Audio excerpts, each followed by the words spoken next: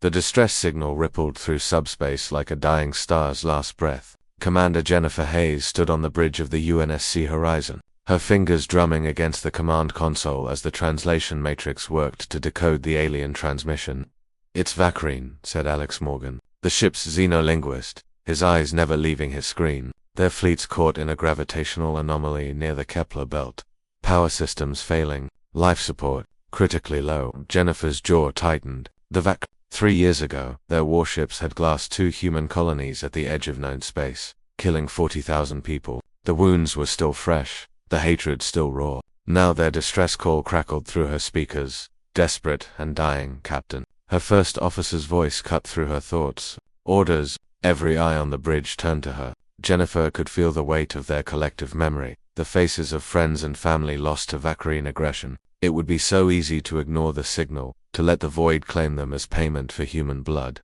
She thought of her sister, Maria, vaporized in the colony bombardment. She thought of the rage that had driven her through the academy, the desire for revenge that had once consumed her nights. Then she thought of what made humanity different. "Set course for their position," Jennifer said quietly. "Maximum burn. Alex, send a response, tell them help is coming." The bridge erupted in murmurs. Her first officer stepped closer. "Captain, with all due respect, I know what they did," Jennifer interrupted, her voice steel. "I know what we lost. But we're not them. We don't leave people to die in the dark, no matter who they are. That's what makes us human."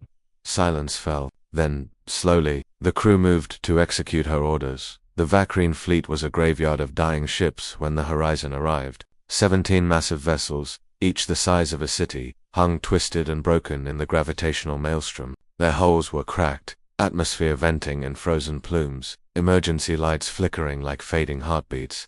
"God," Alex whispered, his face pale as the sensors revealed the carnage. "There must be hundreds of thousands aboard those ships." "Survivors?" Jennifer asked. "Yes, but not for long. That anomaly is pulling them deeper. Once they hit the event horizon." He didn't need to finish. Jennifer activated the shipwide comm. "All hands, emergency rescue protocol. Engineering, I need every tractor beam we have. Medical, prepare for mass casualties. Marines suit up, we're going in." Alex looked at her, conflict written across his features. "Jennifer, my parents were on Colony 7, she met his eyes. "I know. My sister was on Colony 9. But today we show them what humanity really is." The next 6 hours were chaos incarnate. The Horizon dove into the gravitational hell, her shields screaming as Alex coordinated teams across 17 dying ships.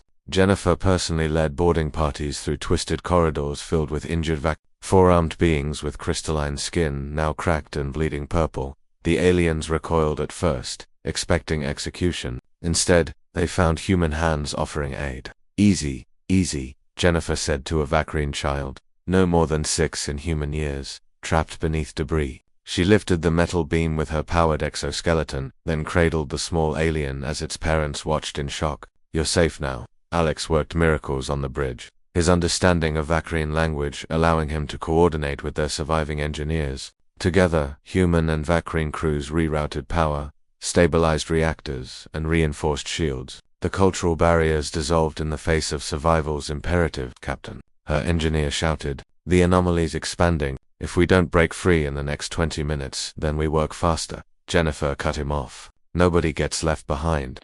Marine Corporal Davis carried a Vakrine admiral on his back through an exploding corridor. Nurse Chen performed emergency surgery on 3 species she'd only seen in xenobiology textbooks. Alex translated prayers as human and Vakrine worked side by side, enemies bound together by desperation and humanity's stubborn refusal to let anyone die. With 5 minutes to spare, the last Vakrine survivor was pulled aboard. Jennifer gave the order, and the Horizon's tractor beams seized all 17 crippled ships, her fusion engines howling as they dragged the fleet free from the anomaly's grip. The strain nearly tore the Horizon apart. Bulkheads buckled, power conduits exploded, but, inch by agonizing inch, they climbed out of the gravitational well, until finally, blessedly, they broke free into clear space. Silence filled the bridge as status reports rolled in.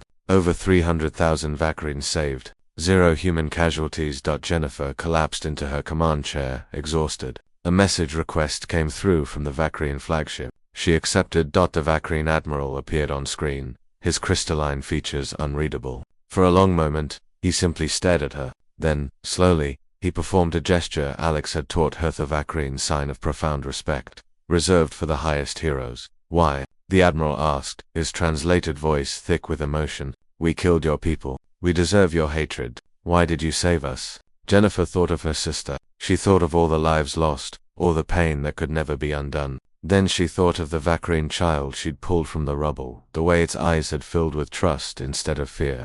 Because that's what humans do, she said simply. We remember our dead by choosing to save the living, even our enemies, especially our enemies. Maybe especially the ones who need to learn what mercy looks like. The Admiral's eyes, all four of them, shimmered with something that might have been tears. Then the galaxy has much to learn from humanity, and we have much to atone for. Jennifer nodded. Yes, you do. But today, we start with tomorrow.